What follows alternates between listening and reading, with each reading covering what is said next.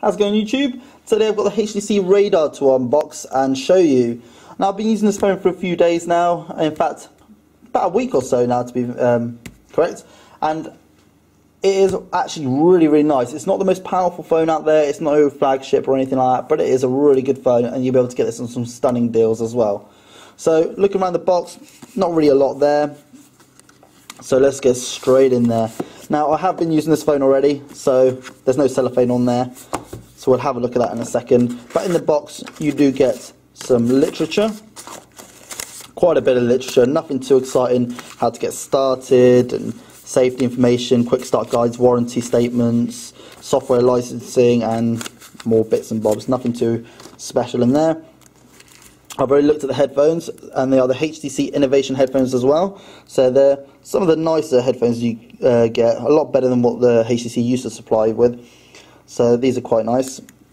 Of course with a volume up, volume down, answer hang up, and on the back you've got the microphone port or hole there. Other than that you get some sponges as well for the headphones if you want to use those, USB to micro USB, and your standard UK 3-pin charger with USB port on one end. So we'll move that to the side and have a look at the actual phone. Now as I said, I have been using this for a little while, so I apologise for all the fingerprints already all on there. But having a tour around the phone, you've got the back, well you've got some soft keys here, so back, Windows key and search.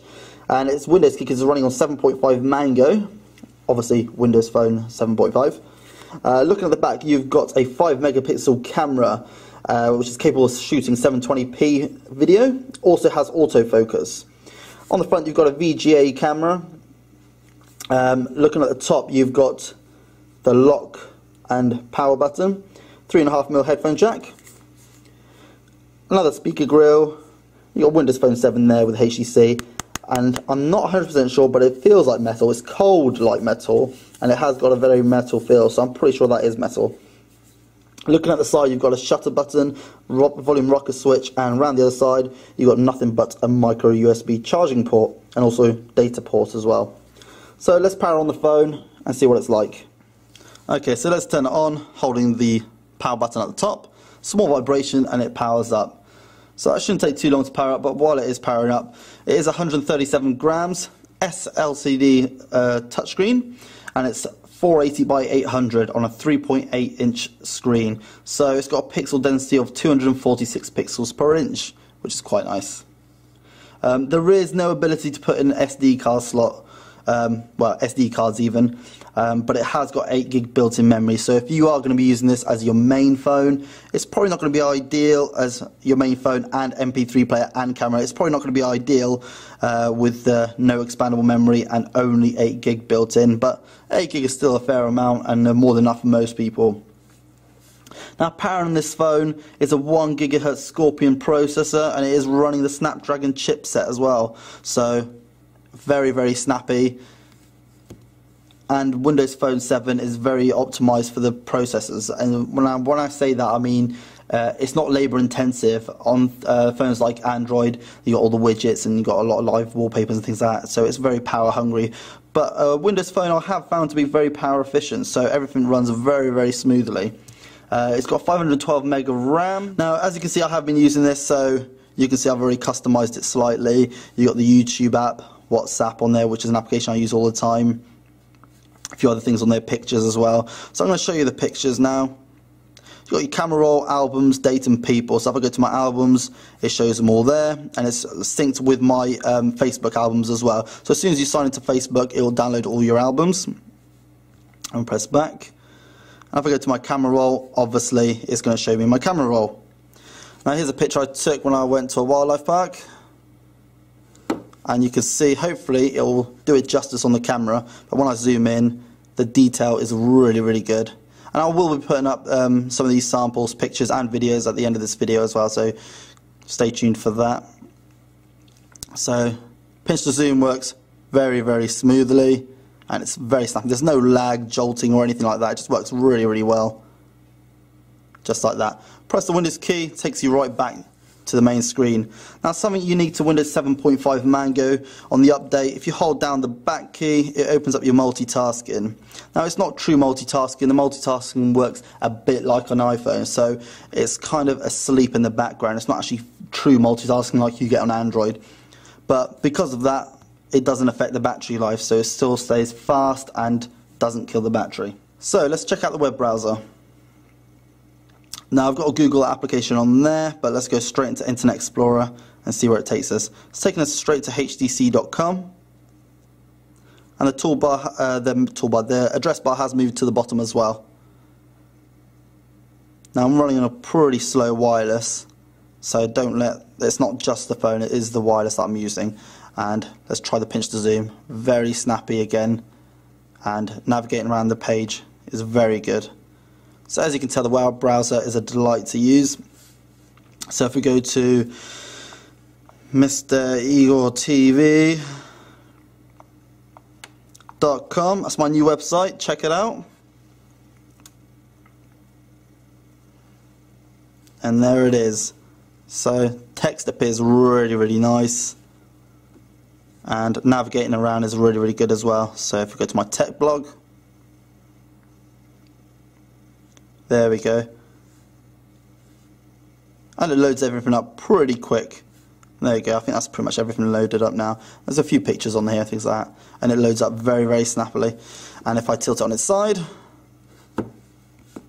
it does so with no hesitation at all. So as you can tell, the phone is really nice to use. Photos look really good. Video not too bad as well, because it does film in 720p HD.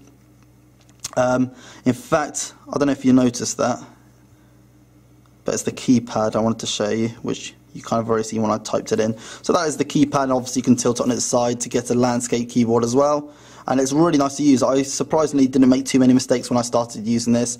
I was pretty much straight away flying on it. Camera. So that is the camera. If I get something in the shot, like the back of my iPhone, if I just throw that in there, and you can see the camera in use. If I tilt it like this, there we go. So that should hopefully be focused in properly. So I've set to photo camera at the moment, and you can press settings and you can change a few things like scene modes, auto portrait, landscape. There's a few different scene modes on there.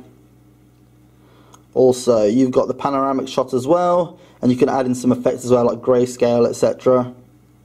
and burst shots as well. I've got it set to its maximum resolution, which is 5 megapixel. And you can change the white balance, brightness, contrast, saturation, sharpness, ISO, etc. There's a few other things on there like face detection. Camera, the shutter button works really well. Halfway down, it focuses. All the way down, it takes the photograph. And there we go. Video mode, very similar. Settings, and you can change all of the settings on there. Something that's really annoying, it seems to keep jumping to VGA mode. But obviously, remember, if you do get this phone, remember to change it to 720p, because it will not be at 720p initially straight out of the box. It'll be set to VGA mode. So 720p is there, and again, press it all the way down, and it's recording a video. Press it again, and it's done. And to look back at your photos, you literally just swipe left, and you go through all your photos as well. The viewing angles on this is really good as well. You can tilt it right on its side, and you can still see really well. Don't know if it's doing justice on the camera, but it is really good to see in every viewing angle. It's a very good screen, considering it's SLCD, it's not AMOLED or anything like that. It is a really nice screen. In terms of customization, there isn't really a lot there. You can change the background from light to dark, and you can change the colour of these widgets. So at the moment I've got it set to green on a black wallpaper, but other than that you can't really change much, apart from on the lock screen. You can change that, and I've got like a metallic kind of look to it. I don't know if you can quite tell, but it's like a metallic look, which I think looks quite nice. And there's a nice little bounce it does there as well. So I wasn't a fan of Windows Mobile, but Windows Phone 7 is excellent. So stay tuned to the end of this video, which I'll be putting up some pictures in a second and videos of what this camera is capable of. I hope you like the video, guys. If you do, hit the subscribe button on the top left hand corner, and I'll see you guys in the next video.